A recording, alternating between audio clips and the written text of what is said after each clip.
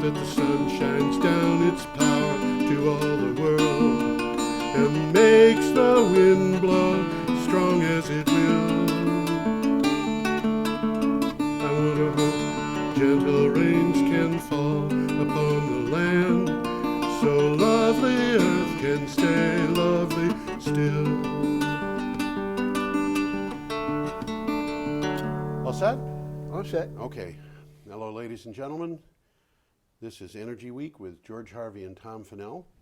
Tom Finnell. And I am Still George raised the wrong hand. I wanted to raise this one. Everything seems backwards when you're looking at TV screens that show you. Well, we're accustomed to looking in mirrors. That's right. They work different. They work different. That's right. Anyway, I get on the internet every day, and I spend a couple of hours looking at news relating to energy and climate change and things like that. And I keep a blog which I update daily with links to articles that I find. Each one has a synopsis and then the article linked, and I usually put up 10 to 15 of these. And so Tom and I collect the ones that we like the best, or I collect them, and Tom does all the heavy-duty work. He collects them, then I read them, and I take a look at the ones he's collected, and we discuss them. Then we discuss them on this show. I want to know a little bit about what we're going to be talking about. Absolutely. So good idea. it's cool. Okay. So we're going to kick it off starting with Thursday, February 26th. And this from Bloomberg. The UK's Department of Energy and Climate Change awarded contracts worth more than £315 million to 27 projects. Scottish Power got one to build a 714 megawatt offshore wind farm. That's pretty big. It's big. RWE Energy GmbH won for 3 offshore wind projects totaling 166 megawatts, which is pretty big. You can tell us what GmbH means in German. I honestly don't know. Gesellschaft mit something or other. It means company with limited liability. Yes. Okay. Yeah. It means incorporation. You know more about it than I do. But I can't tell you the German word. Gesellschaft means company. Yeah. And Lightsource will build a 14.67 megawatt solar facility. So, what have you got there, Tom? I see a picture. Well, I've just got I was trying to come up with an appropriate picture, and this did come from the article. Oh, it did. It wasn't. Well, it wasn't part of the article. It was part of the web page that the article was on. I see. Looks like 2 buses with 2 people. It is. It says electricity network contractors. Okay. So these are the kind of people that do the kind of things that we're talking about. They're that kind of person. Yeah, yeah. Well, we know about them. I looked at this article right off the beginning, and it's the UK awards 350 million pounds of renewable contracts. I'm trying to figure out what size wheelbarrow it would take to handle 315 million pounds. I think it depends on the form you get it in. If it comes in a check, it could be just in an envelope. I was thinking of weight. Yeah, I know that. If it comes as paper, it's going to be paper cash. It's going to be heavy. And if it came as coins, you need a lot of wheelbarrows. You need a lot of wheelbarrows, yeah. and particularly those old English pennies. You know. Yeah, I had a bunch of them when I was a kid. I loved them. They were big. They're cool, aren't they? Yeah. There were 240 of those to a pound. And they were really? Almost the size of a $50. Yeah, they were big. Wow. Yeah. Amazing. Okay, we should move on. All Energy Mag tells us that SunEdison, the world's largest renewable energy development company, is planning to supply electricity to 20 million unserved people around the world. The initiative will be led by a company group focused on developing sustainable business models and technologies for renewable energy in rural areas. This is an interesting article. Yeah. There's some of the people in the picture there Yes. that they're looking for. Yep. And what this picture is, I was looking at it and I thought it was some kind of wacky windmill. Yep. And it's not. It's 4 solar panels mounted up on top of a platform of sorts. Yes. And it's pumping water. Well, of course. And what else would you do? This big black thing in the picture is the water tank. The water tank. And apparently these people have never had pumped water before, and this is a big thing for them. It's a big thing, absolutely. It's a very big thing for a lot of people. This is something that we tend to forget in the United States, is that a large percentage, it's not half, but in fact, it's not even a quarter, but a large percentage of the people in the world don't have any electricity at all. And a little bitty solar panel and a battery and a light bulb is more than they've got. Yeah, yeah. So So this is a big step It's forward a big step for these forward. people. Yeah. Well, prior to that, the woman would go down to the brook and bring back water in buckets. Yes. Stuff like that. Yes, indeed. Okay. There's a little takeaway about here. One of the things they're doing is they're setting up these mini grids. Yes. Okay, and the polarizing agent of the mini grid is a cell phone tower. We've talked about Yes, this before. we have. Yeah. So they put up a cell phone tower to make the cell phones work. They need power for the tower, Yeah. so they put up solar panels. Yes. Now they got surplus power, and they Yes. start selling the power to the people. Yes. And all of a sudden, through the back door, Through the back these door. people have a light bulb and a television set. That's right. That's right. And it's all because somebody wants to sell them cell phones. Okay, the Lexington Herald Leader. Oh, let me go back to one other thing that I Okay. saved. This came from that same article. Okay. But there's a picture up there of a standalone storage system with a couple of solar panels on top. Yep. Which is And they exactly can put these things anywhere. this is exactly the kind of thing they use for those cell phone towers. This this Yeah. is not much bigger than a refrigerator. Yes. It's got looks like 3 solar panels on top, Right. and they set it up in a village square, Yep. and everybody's got power for a And while. it's a whole lot better than diesel for a whole bunch of different reasons, but diesel Correct. is the alternative. Absolutely. Yeah. Absolutely. Not the So- least problem with diesel is that people steal diesel oil. Okay, the Lexington Herald Leader. Under a new plan by governors of Massachusetts, Connecticut, and Rhode Island, electric distribution companies will collaborate with state agencies in a bidding process for proposals for clean energy resources, including solar, wind, small hydro, biomass, fuel cells, and other low-carbon sources. So they're getting together. They're Right. pooling their resources. They're pooling their resources. And one of the big reasons they can do it is that one company that used to be called Northeast Utilities, now called Eversource, operates in several states. Okay. So they're dealing with the big company. Yeah. It has subsidiaries operating here and there. But Yeah. it's working. Yeah, that's interesting. They're Okay. reducing emissions, they're saving money, so this is a win-win situation. Yes, it is. There are other ways of doing things. I mean, Greenfield, Massachusetts, did their community aggregation thing, and they're buying power from Maine, among other places. Yeah, Buying and wind power it's from Maine. it's just a bookkeeping thing. Well, it is sort Because of. Western Mass Electric still runs the grid. Yes, See? and interestingly enough, if a person in Greenfield wants to buy power from the grid, Western Mass, they can do that, Yeah, and yeah. it costs slightly It costs a more, little bit more. and it doesn't include. It used to be cheaper. When it first started, it was cheaper, but now it's cheaper to go this way. Yeah. Okay, Friday, February 27th. SustainableBusiness.com told us, this is an opinion piece, we could be turning the corner on climate change. That is the title. Efforts to Yes, it reduce is. carbon emissions appear to be starting to work, and the link between economic growth and energy consumption is breaking. For example, last year coal consumption fell for the first time in China by 2.9% from 2013. And that's good news. This was a long article. It covered several countries, but it Yeah. started with China. And China is doing the right thing. Yep. Maybe for the wrong reasons, maybe for the right reasons, but they're doing the right thing. And Right. they're still in trouble, because I just heard something on New Hampshire Public Radio today about people fighting back the air pollution in the big cities in China. Yep. And we've all seen pictures. Well, we are going to come to a movie that was released in China.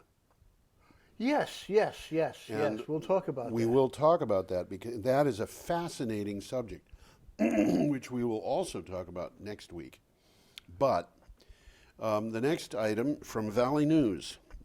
The Vermont House has advanced a wide-ranging bill on renewable energy standard and energy transformation program or RESET, which is a name that I think is appallingly bad. The requirement would be that utilities get 55% of their power from renewable sources by 2017. That's not very That's far not too far away. And 75% by 2032.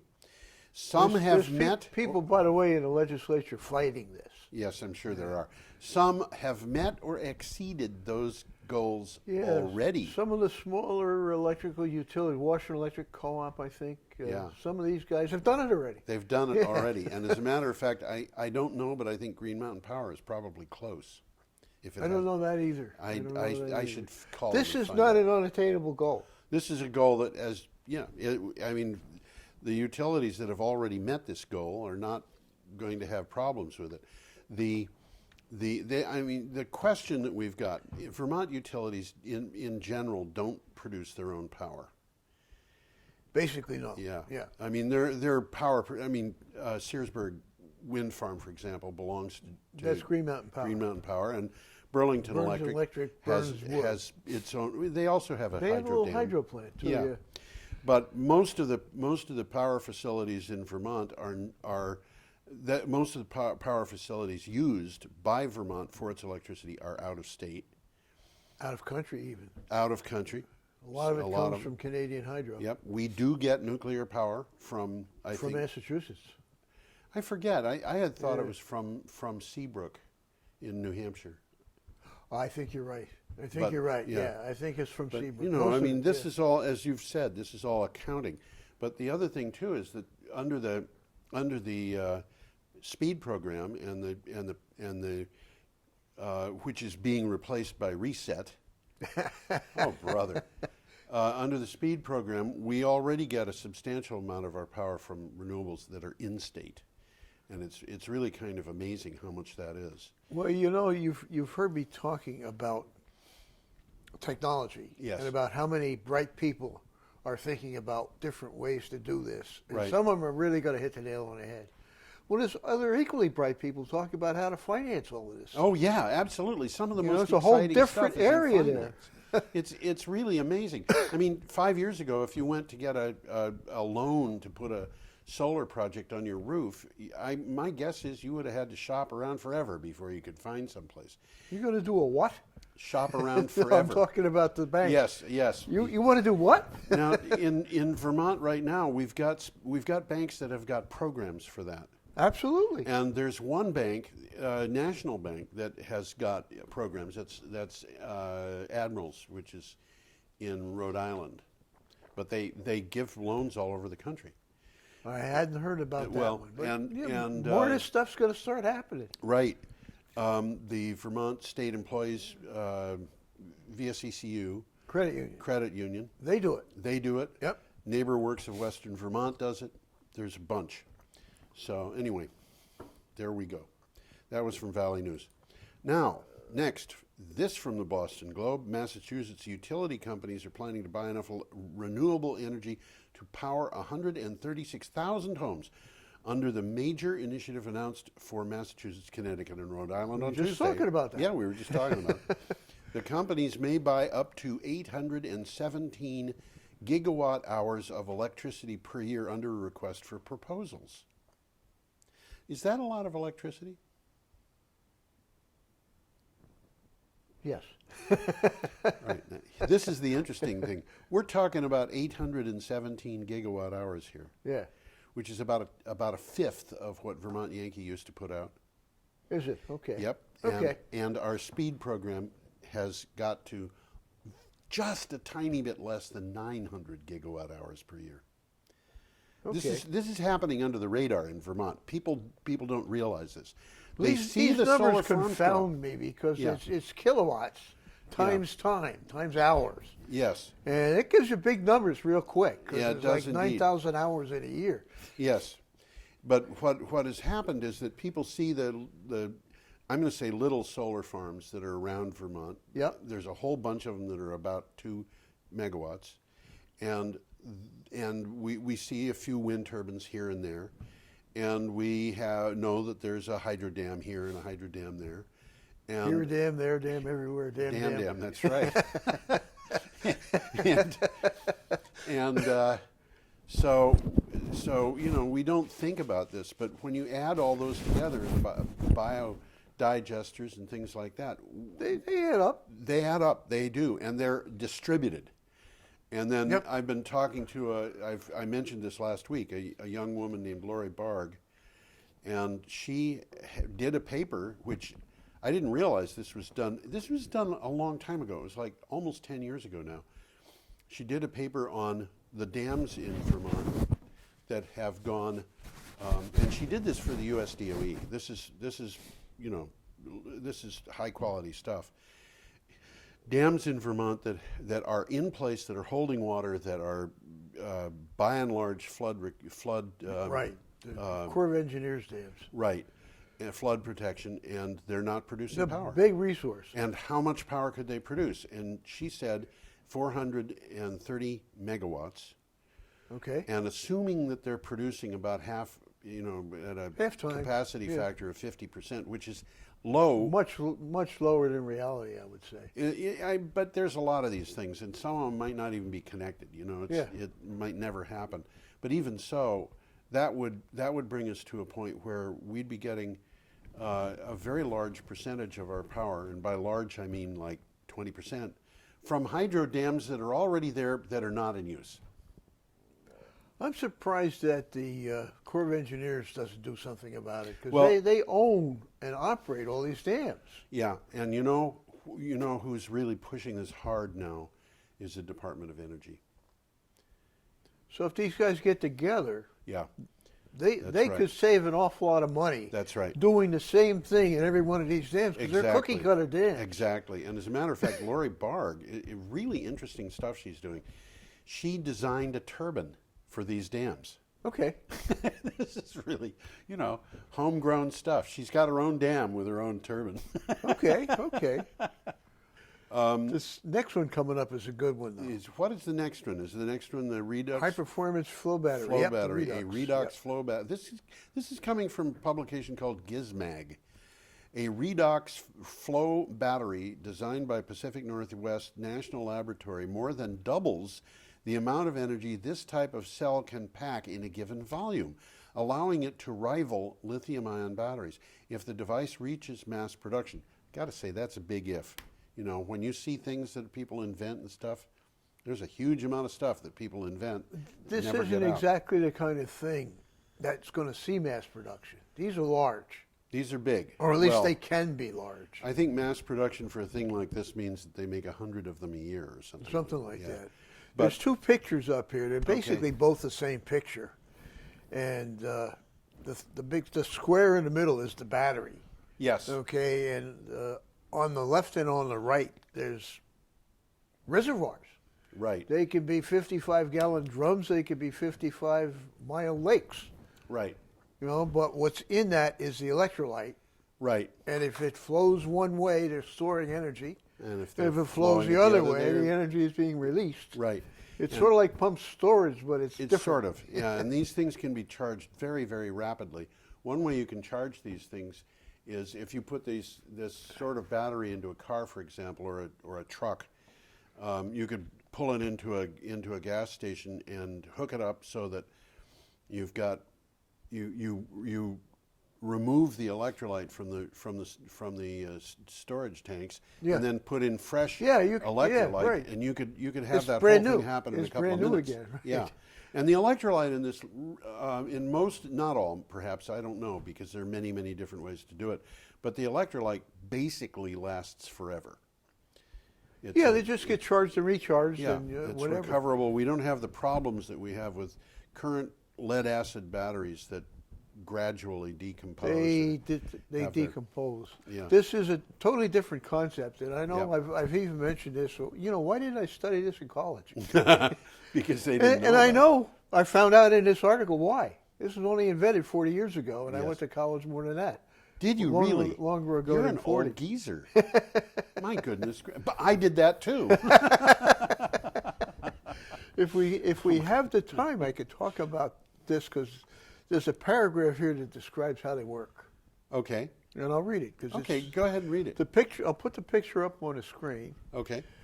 And a flow battery is formed by two liquids with opposite charge, which they call electrolytes, which turn chemical energy into electricity by exchanging ions through a membrane. That's the box in the middle. Right. The electrolytes are stored in two external tanks. Well, tanks could be a small word. They could be very large. They could be very large. They could be very large. Yeah. And this makes the system easy to scale up. Right. Yeah, you just increase the size of the tank. Right. Potentially very quick to charge. As you already mentioned, the electrolytes can simply be replaced. Right. Okay? And resistant to extreme temperatures. Well, they might freeze. I don't know. Freezing But they got to electrolyte deal is with not it. going to be easy. It's not going to be too easy, but it's Yeah. on the electrolyte. But okay. These perks have already inspired some radical concept car designs. So they're thinking about this stuff for cars as well as Yeah, there you energy go. storage. Let's see one of these things win the Indianapolis 500. Well, It might we'll happen. come to something about that in the very last or next to last article we talk about. Yes. And I'll mention the word Okay. because this blew my mind. Okay. But if these dreams are going to come to fruition, flow batteries will need to get over one big hump.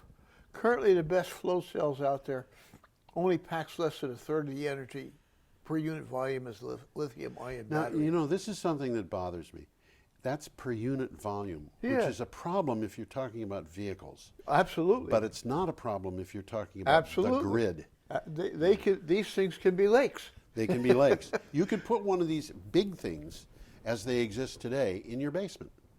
And as Well, because of what it says here, flow cells are mainly used where space is not a premium. yes, Okay? like your Such as basement. to store large amounts of energy from renewable sources Yes. in open spaces. Yes, Still, even in this arena, a more energy-dense flow cell could turn out to be very useful, improving the reliability of the electrical grid in a tight urban setting, right. perhaps even challenging the upcoming lithium-ion batteries announced by Tesla. And that's what Right. this article is all about. Yes. So, again, there's a lot of guys working on some very good ideas, and some of them are going to hit the nail on the head. Yep. And they're going to change the way we live. They will indeed. Next item. Where are we? The Vermont House. This one is We've already done wind that. economics, a downward trend in wind prices. And I don't even see that. I'm lost. Oh, wait a minute. Here we go. You got it? Yes, I do. I'll I pull do. it up. Wind Power Monthly. A report from the International Renewable Energy Agency published in January confirms that onshore wind generation prices are competitive with those of fossil fuel sources. Already. Yeah, we Yeah. knew that already. Yeah. But it's nice to know that somebody else has figured it out. The latter are in the $45 to $140 per megawatt hour range. Wind comes in at an average of $55 per megawatt hour. IRENA, that's the International Renewable Energy Agency, also confirms that costs are still falling. Now, I want to point out here, the cost of wind energy in the United States is considerably below average for worldwide. Well, most of them are offshore, and onshore is cheaper than offshore. Onshore is cheaper, but in fact, the US DOE published data in for the year of 2013, indicating that the average price of purchase power agreements for wind power in the United States was $25 per megawatt hour. Now, Okay. that's below $55 per megawatt Yes. hour, but Yes. it doesn't take into account the fact that wind is subsidized to the tune of $23 per megawatt hour. So the price of wind power in the United States is about $48 per megawatt hour. So the number we're seeing isn't a realistic number. The number that we see here Yeah. is a little bit high. Yeah. Now the price of other power sources, the next cheapest power source in the United States is natural gas, which is about to be passed in the downward trend by solar. Well, natural gas is going to start going up again. It's going to go up. It's been And going up. Solar is continuing to go down. That's right.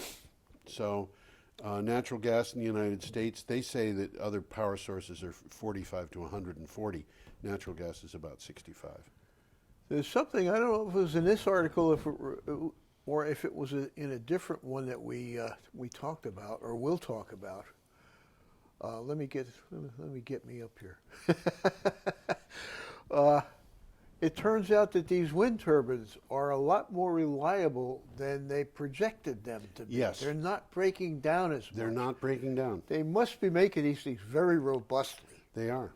That's and right. this is a bonus because they planned on so many breakdowns a year, and they're getting like half that much or something like that. They're lasting very, very well. So this is a good trend.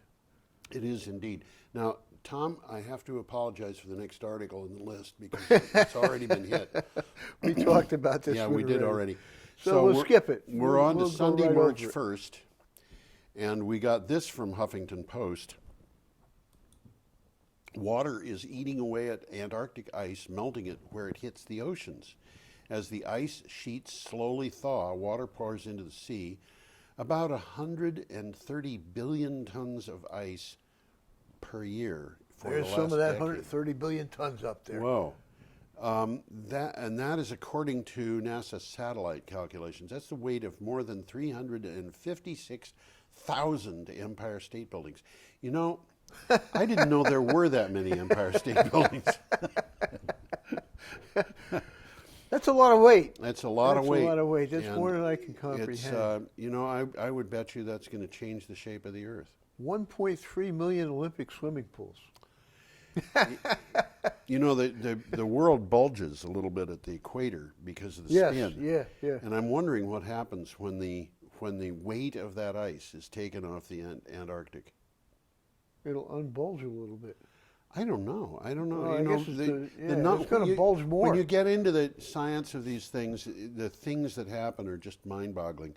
But you know, the idea of removing 130 billion tons a year from that continent.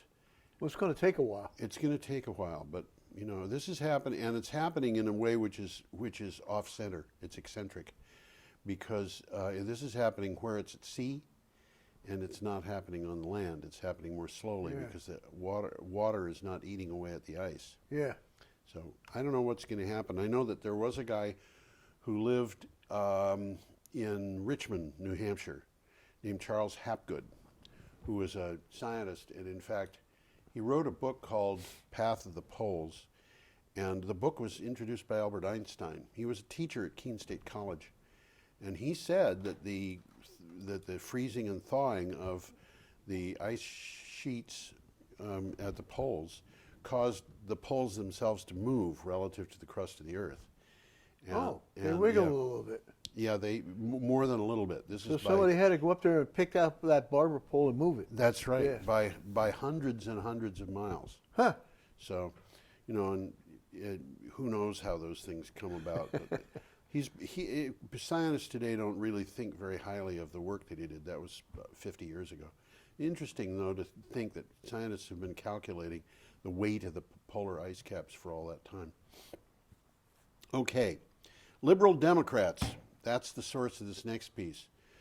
The UK's Liberal Democrats, imagine they're writing about themselves, set out plans to double the UK's production of renewable electricity by the end of the next Parliament. Are they liberal and are they Democrats? I don't know. I don't And either. make Britain zero carbon by 2050. They're like carbon. a third party over there, or a fourth party. Well, the Liberal Democrats are there's the Labor, Tories, there's the Labor. and then there's the Liberal Democrats, which is I think the third party. Third party. They say they have already created a low carbon, pro renewable, and more energy secure nation, less reliant on unstable regimes for energy. And I'll have to take their word for that. I don't know it for myself for a fact. But Well, there's a takeaway from this. And Yes. we've heard it before, but I'll just repeat it again because it's real. yeah, It is no exaggeration to say our future and that of our children depends on us tackling climate change head on. that's right. The more we delay, the more we are at threat from this ticking time bomb. That's right.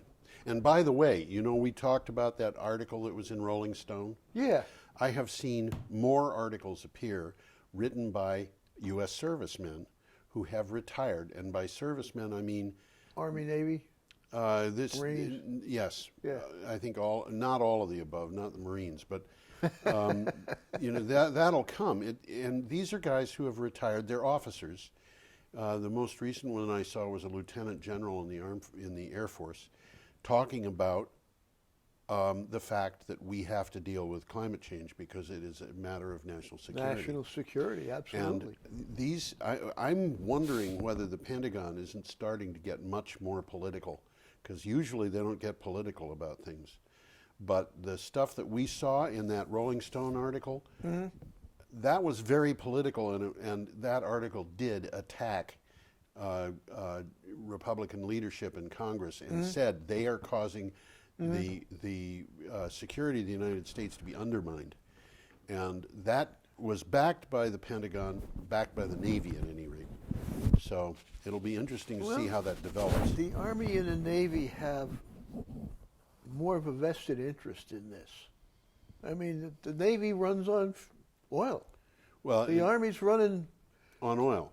on oil. They're They bringing want to change, yeah. tankers out into the field to support their bases. One of the People are getting shot up. People are That's getting right. blown up. One of the articles said that we have lost literally thousands of servicemen in Iraq and Afghanistan because they were on convoys that were carrying oil that got ambushed.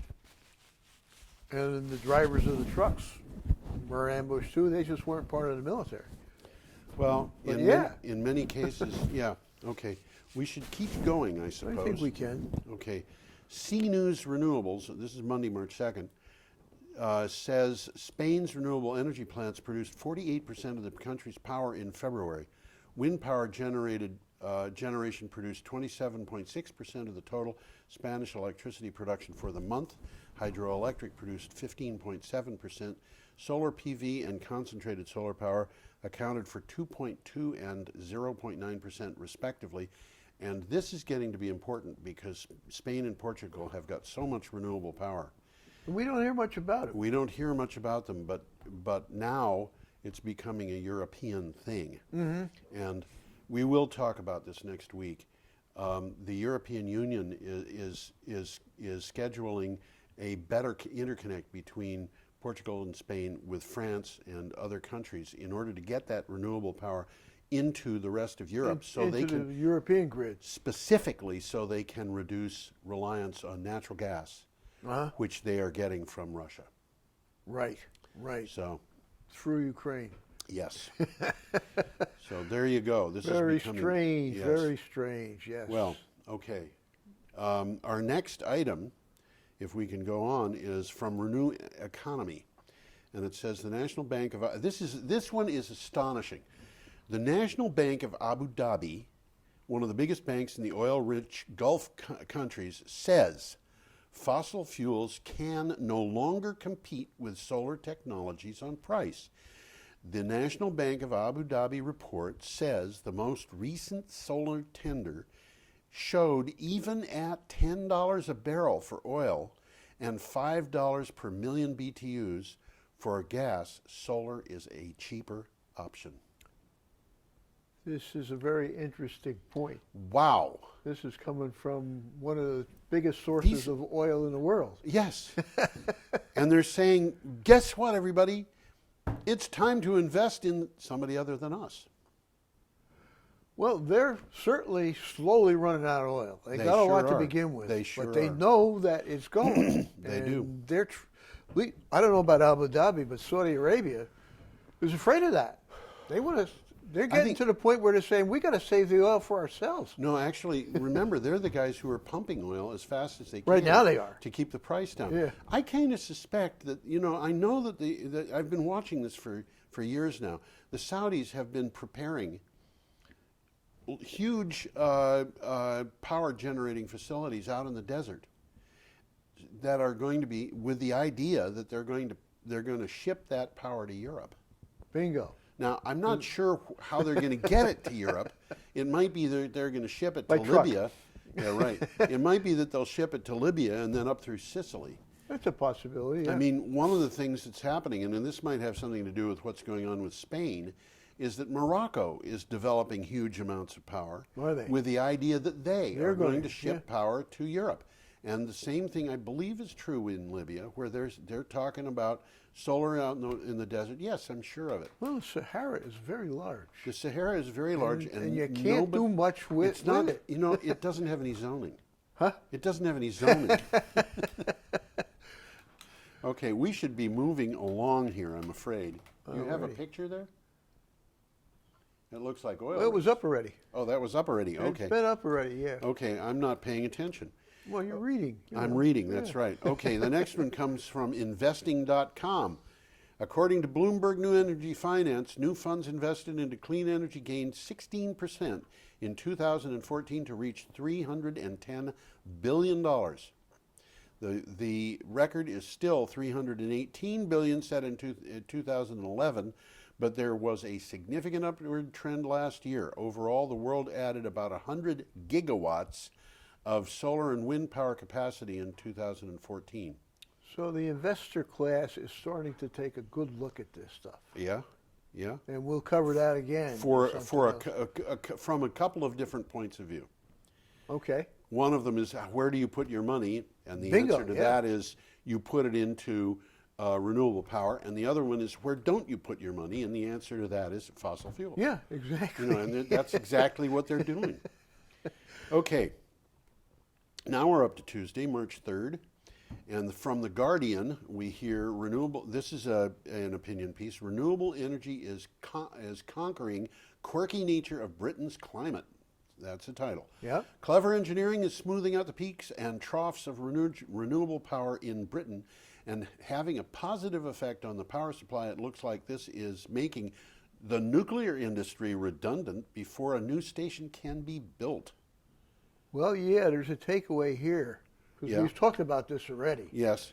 At the same time, the decision over whether to go ahead with Britain's first new atomic plant in 30 years in Somerset has been put off again. Yes. Again. Even Big if it is surprise built, there. Even if it is built, the station is unlikely to be producing power before 2030. That's a little bit in the distant future, isn't it? This leaves 15 years in which the electric output from renewables in their many forms will grow dramatically as costs fall. While nuclear's costs are not going to fall. Falling.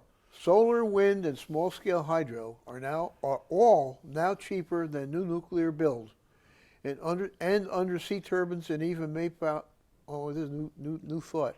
And undersea turbines and even wave power are getting more competitive. Right. And we've seen some of this. I mean, it's some crazy. pretty crazy ideas. We have got a crazy world. It's really kind of exciting to see this stuff happening. And clever engineering, smoothing out the peaks and troughs of renewable power. Right. Looks like making the nuclear energy redundant before a new station. Well, you know, a lot of this is that business of the sun doesn't always shine, the wind doesn't always blow.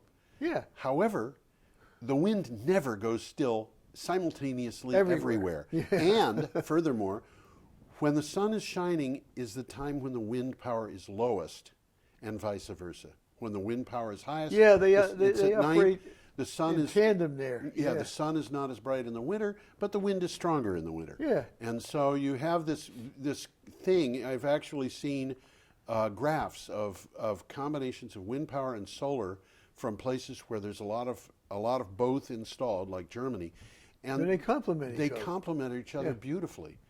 So, and then with storage, you've got the best of all worlds. It changes the whole ballgame. Yeah, it changes the whole ballgame. Our next item is from an organization called Mashable, and we will have more about this next week, and I will give you a little peek into it. A documentary examining the deadly effects of smog on China's population gripped the country after its release online this weekend.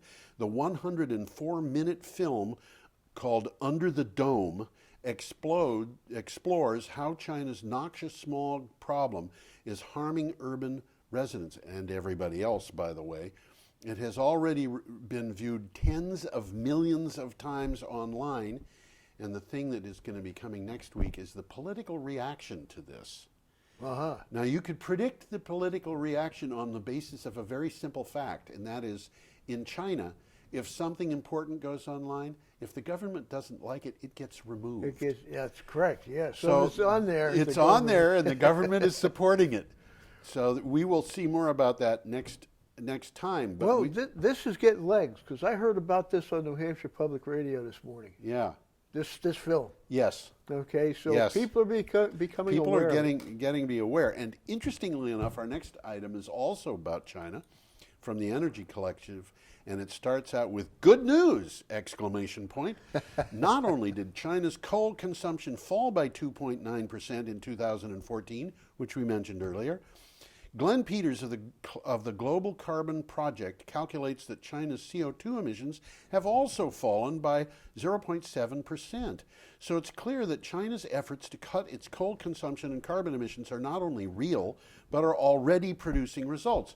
This is the answer, by the way, to certain people in Washington, D.C. who said President Obama had made a bad bargain with the Chinese because they didn't need to deliver on their side of it until 2030 or 2035 or whatever. And in fact, Well, they got their own pressures. they've got They their got own their pressures. domestic pressure, which is what that film's all about. That's right. They wanted to come off in that agreement with Obama as the good guys. Oh yeah. Oh, yeah. And now they're cashing in, or not cashing in, but they are reinforcing their image as the good guys. Yeah. Because they are making good on what they promised. National war on pollution. Well, Yep. China's having a national war on pollution. They They're are being indeed. forced into having it. 7-year-olds are coming down with lung cancer of types associated with smoking. And it's not because they smoke. Okay, next item. Materials Handling World Magazine. How in the world do I find these things? Economist Jeremy Rifkin says a digital Europe transition will revolutionize every commercial sector, disrupting workings of virtually every industry, bringing unprecedented, now this is interesting when you follow it after disruption, unprecedented economic opportunities, putting We millions need them. Yeah, putting millions back to work and creating a more sustainable post-carbon society, mitigating climate change, prosperity, and getting out of climate change at the same time. This guy's a pretty good thinker. He's a pretty good thinker. He's very well known. It's interesting to see him Yeah, taking there he is these up positions. there. You got a picture of him. Oh, that's Jeremy There's Rifkin. Jeremy, Doesn't he look like the guy you'd like to have live next door? He looks like a meanie. Doesn't he? Doesn't he look like a meanie? Like a mean guy? No, he's got a smile on his face. He's got a smile on his face. He looks to me like the kind of guy who you turn around and the next thing you know, you get hit in the back of the head with a snowball. Well, he's talking about some pretty good innovations here. I mean, I haven't really completely digested this article, but he's talking about integrating Everything. everything, Yeah, basically, yeah. yeah. And This- he's almost talking about a world of the future where machines do everything and you don't have to do anything but sit back and improve your mind. Well, you know, I remember seeing a cartoon that was in the Saturday Evening Post when I was a kid, where the cartoon was about automation, where you see a huge factory floor with nobody on it, and you're looking at it. You're looking at it from the control room, where there are two guys looking out a window at the factory floor, each of which has a switch in front of them. One switch is labeled on, and the other is labeled off. But this is an interesting, you know, Jeremy Rifkin has talked about moving into a society in which many items are free. yes, And among yes. the free items that he is suggesting are power. And another one, interestingly enough, I think was food. And we are, in some ways, moving in that direction. Oddly enough, you know, I've seen suggestions that there should be town gardens where volunteers come and plant vegetables, and people who need them come and harvest them. There's a group right in Brattleboro right now thinking about doing Who exactly is it that. that's doing that? Who is it? Do you know? Well, it's called Edible Vermont. Edible Vermont. Yeah. Okay, we should look into that and see about maybe even having somebody from that group here to talk to people. Wait, this is it's only just started. It's just starting. So wait till Okay. it gets a little bit of momentum, and definitely I'll get in touch with one of these people and get Yeah. them in. I mean, it's fascinating to see this kind of stuff happen. It's based upon a story that somebody read about a town in England where they've done this. Yes. And everybody's got a garden, and you see some corn growing there. You grab a piece of corn, nobody cares. Nobody cares. Nobody. Well, you know, my brother. That's what it's for. Yeah, my brother. I don't know if I've explained this to people. I have a brother who turned blue. Did I tell you about that? No. Yeah, I have a brother who's blue. His Oh, he skin took is too blue. much silver. Yeah. Yeah. Or And- what did they but go? Argentin. Argyria. It's called. Argyria. Yeah. He got too much silver. He's suffering from silver poisoning, if you can imagine that. Well, that's not life-threatening, but he looks funny. It's not life-threatening, but it does look funny. And he looks kind of disturbingly blue. It does have side effects that are undesirable, like neurological problems, but which I believe he's suffering from. But he lived for many, many years in Liberia, which has nothing to do with his suffering from silver poisoning. But he said that in the areas where he lived, he told a number of stories, and I should really tell these. He said that people who were walking through the countryside who saw food growing in a field would go out and pick the food, and the farmer could be standing right there. They wouldn't ask permission, and he wouldn't say anything, because anything that was growing was considered to be common, available. Everybody's. Yeah, and it was there for the farmer to harvest for money, but the people would just harvest whatever happened. Yeah. And he had a lot of stuff growing at his house, which just happened to be there. Like he had bananas growing in his yard, and he would harvest bananas, but other people would come in the yard and do that too. My younger brother, who stayed with him for a while, talked about how he and a friend got together one night and they spent the evening sitting around eating termites. Eating termites? Eating termites. Doesn't sound very appetizing. No, it doesn't. He said they're very good. And then we eat shrimp. We do. And what they did was they had a little light, and the light was in the middle of the table, and the termites would come flying in, and they'd bop the light and fall into a little bowl of water, and the kids would just pick them up and eat them. So there was that. And then, but there were a couple of other things. He talked about fishing for the damn fool fish. Okay. And he swore this was real. He lived on a sandbar between the ocean and a freshwater lake. And in the lake, there was a fish called the damn fool fish. And the way you fish for the damn fool fish is you go out at night in a canoe with a torch. Okay? You don't need a fishing rod for this guy, or a net or anything. You just sit there quietly with a torch going on your canoe for about a half an hour. And then you do need one tool, and that's a hammer. I was thinking of a baseball bat. Well, you take the hammer and you whack the side of the canoe with it without puncturing it, and the fish jump into the canoe. The lazy man's guide to fishing. That's right. And Jeremy Rifkin would love that. Yeah, and the other thing that the people did in that community was they would put a grate on the beach and put firewood on it and light a fire, this again at night.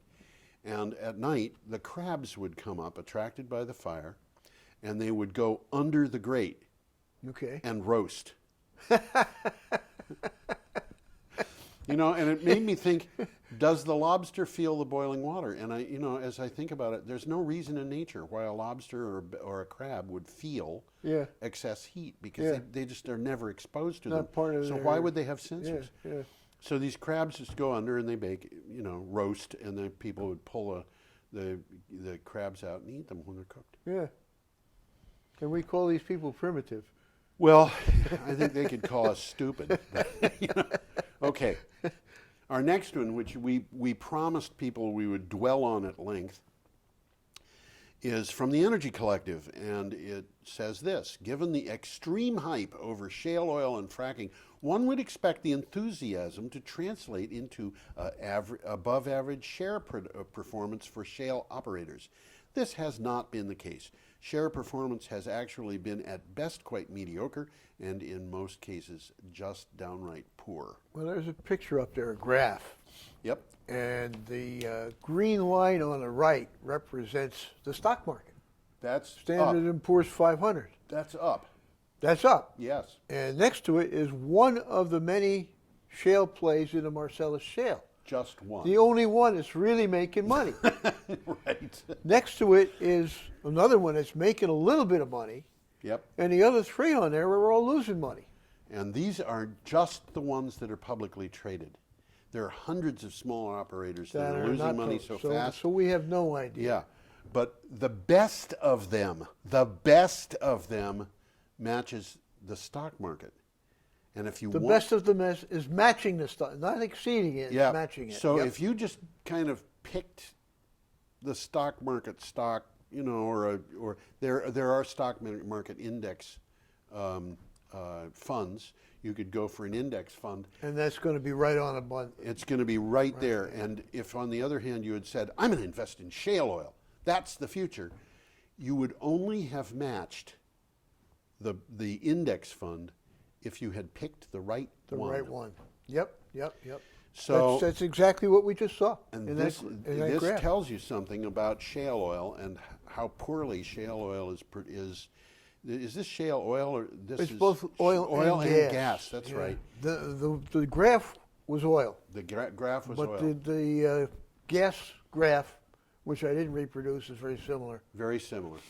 And it says here, the trend that is emerging appears to be that investors see more potential in clean energy companies within the entire energy sector than the tried and true oil and gas vehicles of old.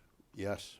Okay, That's right. so the big money people are looking at this stuff. They're big- well aware of it. Right, they are. And as a matter of fact, this is something interesting too, because last year, according to the Federal Energy Regulation Commission, FERC, it's called. We all know FERC. We all know FERC, but you know a lot of people don't. According to them, almost 50% of all new energy producing capacity in the United States was natural gas, and the rest was almost all renewable power of various kinds. Now, the thing that's interesting about that is natural gas plants take a lot of time to plan and put in. Really? Well, you've got to cite the thing. You've got to get through the regulations. You've got to, okay. you've got to have it on a place. You're where there's a talking pipeline. baseline plants. We're talking, Yeah, baseline yeah. plants. It takes a lot of time. This is a big. These are huge plants. big, yeah, They're big, and they take. I don't know that they take. They take less time than nuclear, for sure. Yeah. Because they don't produce as much opposition, for one thing, and you don't have a nuclear regulatory commission involved for another. Nevertheless, those plants that were put in last year were all planned years earlier. Okay, sure. They would have had it been. Right. On the other hand, you can get from the planning stages to the actual switching on of a solar plant in less than 2 years. Okay. So what we're seeing is plants that were planned years ago being brought to fruition, and solar and wind growing rapidly. And the point that I'm making is the hand is writing on the wall here. The people who are putting in power generating equipment are no longer putting in any coal. Correct. I mean, And they're not big on the nuclear either. and they're not putting in nuclear. They're finishing up what they designed, but they're exactly. not And planning new ones. What we're going to see, it's going to be very interesting at the end of this year to see what happens with natural gas. But so far this year, and the only month that we have reports on is January. And in January, I think my recollection is that there was 60 megawatts of natural gas put in and 450 megawatts of solar and wind combined. And this doesn't really count rooftop solar, No, that's which another thing in too. the aggregate is probably very close to being equal to, Actually, to the utility scale plants you're Right. The putting thing in. that the thing that I've read about rooftop solar, the federal government, when it's counting solar, and it depends upon who's doing the counting, one organization will count it only if it's 2 megawatts or above, which means that they would count about 10 or 12 solar farms in Vermont. The other one will only do 5 megawatts or above, So they which don't means count they any. don't count any. But the Solar Energy Society says that the amount of rooftop solar and other small solar that's going into people's yards, but generally speaking, just small solar, solar that's too small to count. Yeah. Well, 100 megawatts is 100 kilowatts is too small to count, but it's too much to put on most people's roofs. Yeah. But nevertheless, it doesn't get counted, and so they estimated that 99% probably of all solar installations don't get counted. So they officially don't exist. Yeah, but they're they there. account for 40% of the total. They're the Solar Energy Society. Okay, You had said that makes 50%. sense. That makes 40% is sense. pretty Yeah. close. Hey, you made a good guess there, I think. Couple of takeaways here. Yep. One statement, during this same time, investment banks have made extraordinary statements to their most sophisticated clients Yes. about hydrocarbons Yes. becoming extinct within the next decade. Within the next decade. That's an important statement. A notion which was virtually unthinkable less than 5 years ago. Right. Yes. So the times they are a-changing. They are a-changing, and if those bankers are correct, the future of climate change might be very short. Yeah. That's an interesting concept, isn't it? I mean, the climate change will happen. We've already got a lot of It's too much happening already. carbon dioxide It's in the happening atmosphere. already. But what I'm saying is, we may be able to overcome the problems that we've got much faster than people project. I would hope so. Now, we've got our last item Well, here. there's a quick takeaway here because Oh, it's okay. interesting. In another almost unbelievable example, the automobile manufacturer BMW has announced that they will no longer make an internal combustion engine by 2022. Okay. That's only years from 7 now. years away. You want an internal combustion machine and have a Beamer? I always hated that name. You got That's to a get very it soon. interesting statement. It I is don't know indeed. how true it is, but it's staggering. It is really. staggering. That is right. And our next one is, in some ways, my favorite for the week. The town of Scituate, Massachusetts, and you know the picture of this. Do you have the picture of this? I'm trying to pull it up. This but yeah. picture looks like it's just basically the same neighborhood that I lived in when I was Oh, did you? living down in Kingston, which is very close to Scituate. Yeah. There it is. That's basically what it looked like about 100 yards down the road Well, from where I lived. I don't have that up yet. Now it's up. Here we go. The town of Scituate, Massachusetts has made more than $500,000 in less than 3 years through an agreement with a little company called Scituate Wind LLC, owners of one local wind turbine. The town has collected more than $500,000 since the 390-foot tall turbine went online in April of 2012. Well, what this article says is they're buying the electricity from this Scituate LLC. Right. They're paying for it. Yeah. But they're getting to keep the credits. Yes. The carbon credits. How about which they're that? selling, which Yes. gives them $500,000. Yeah. Brattleboro could be doing that. Well, a lot of places could be doing that. In case people don't know where Scituate is. Scituate, it's called. Scituate.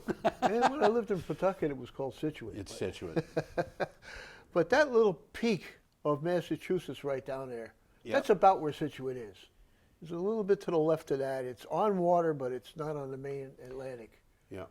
It's right between thought Massachusetts and Rhode Island. Now you see, I'm getting lost in my geography. I thought Scituate was closer to Marshfield. Well, I don't know where Marshfield is. Well, Marshfield is on Cape Cod Bay.